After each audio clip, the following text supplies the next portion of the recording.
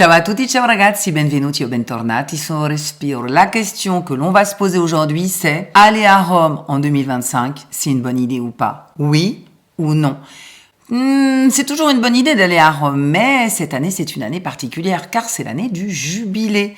J'ai étudié un petit peu la question et j'ai trouvé des points positifs avec des trucs sympas si vous allez à Rome en 2025. Allez, on voit ça tout de suite, c'est parti!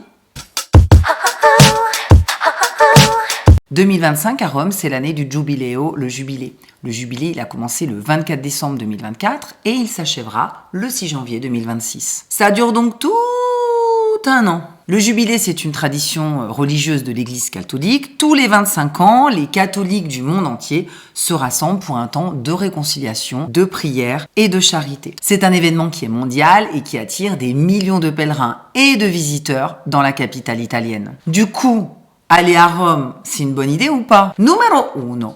Non, c'est pas une bonne idée, car il va y avoir beaucoup de monde. Sont attendus 30 à 35 millions de touristes. On a calculé que sur toute la période du jubilé, ça devrait faire au total 105 millions de touristes. On le sait avec les structures d'hébergement qui sont réservées. Donc, clairement, il va y avoir beaucoup de monde. Numéro 2.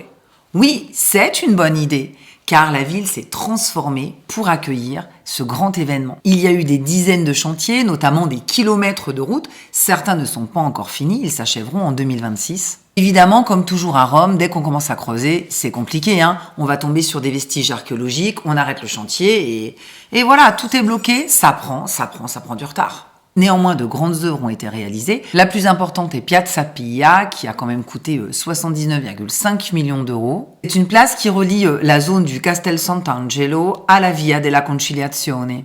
Vous savez, la Via della Conciliazione, c'est cette grande artère qui vous emmène directement Piazza San Pietro. Cette Piazza Pia peut accueillir 150 000 visiteurs. Il va y avoir des événements qui seront organisés pendant le jubilé sur cette place. Et pour régler les problèmes de circulation, on a créé un passage souterrain.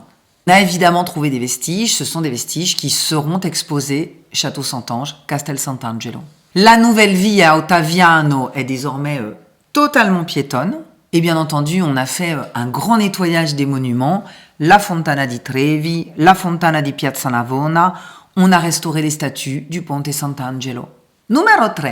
Oui, si vous voulez participer à un événement extraordinaire. Le jubilé, c'est tous les 25 ans, donc une fois dans sa vie, ça peut être pas mal d'assister à ça. Pour participer au jubilé 2025 et avoir des réductions sur les musées, sur les transports, sur l'hébergement, il y a une carte qui est mise à disposition des touristes. Il s'agit de la carte du pèlerin. C'est une carte digitale, elle est gratuite, il faut la demander en ligne sur le site. Je vais vous mettre toutes les informations en barre de description. Ou alors, il faut la demander sur le point d'information à Rome. Numéro 4. Oui, si vous prévoyez bien vos visites, notamment i Musei Vaticani, les musées du Vatican, qui sont vraiment un exemple magistral du lien entre foi religieuse et culture. Et oui, on pense tout de suite au célèbre plafond de Michelangelo dans la chapelle Sixtine. Prévoyez aussi vos visites pour les 4 basiliques majeures de Rome, qui vont être très importantes pour le jubilé, à commencer par San Pietro, qui est vraiment le lieu privilégié de cet événement. La basilica di San Giovanni in Laterano, la basilique de Saint-Jean de Latran, qui est le siège historique du pape. La basilica di San Paolo fuori le mura, la basilique de Saint-Paul hors les murs, où repose de l'apôtre Saint Paul. Et la basilica di Santa Maria Maggiore et la basilique de Sainte Marie Majeure, qui est un haut lieu de dévotion mariale. Pour gagner du temps, vous pouvez opter pour le Vatican Pass. C'est un pass qui vous donne un accès prioritaire à la basilique Saint-Pierre, au musée du Vatican et à la chapelle Sixtine. Et pour compléter votre voyage, vous pouvez choisir entre la visita del Castel Sant'Angelo, la visite de Château Saint-Ange, ou télécharger l'audioguide de Rome. Ce pass est au prix de 59 €. Je vous laisse tous les liens en barre d'infos. Numéro 5. Non, car les prix flambent. Bien évidemment, avec le jubilé. Par exemple, la Roma Pass, le pass touristique qui donne accès aux musées et aux transports publics, passe de 32 à 36,50 € pour la version 48 heures et de 52 à 58,50 € pour la version 72 heures. Les tarifs des transports et des hébergements ont eux aussi grimpé. Les bus touristiques, par exemple, vous savez, ceux qui vous font la visite avec 2 étages, là, bus à Impérial, les prix ont triplé. Ceux des taxis et des métros aussi ont augmenté. Bref, ça coûte plus cher.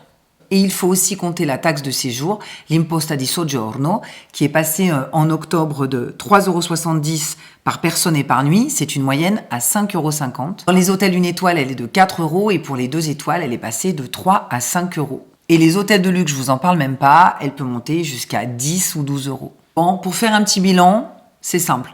Si vous avez déjà pris vos billets parce que vous aviez déjà organisé votre voyage à Rome, c'est pas les touristes qui vont vous empêcher de profiter de la beauté de cette capitale. Mais il faut vraiment vous organiser pour ne pas perdre de temps car il va y avoir beaucoup de monde. Si en revanche, vous envisagiez d'aller à Rome en 2025, ce que je vous conseille, c'est de reporter votre voyage à 2026. Les tarifs redeviendront beaucoup plus raisonnables. La taxe de séjour, par exemple, qui a augmenté, l'augmentation n'est valable que pour une année. Et donc, il y a tellement d'autres villes magnifiques à aller voir en Italie que orientez-vous vers d'autres destinations. Je vous remercie d'avoir regardé la vidéo. Moi, je vous fais de gros bisous. Et je vous dis à bientôt pour un nouveau Respiro. Ciao, ciao.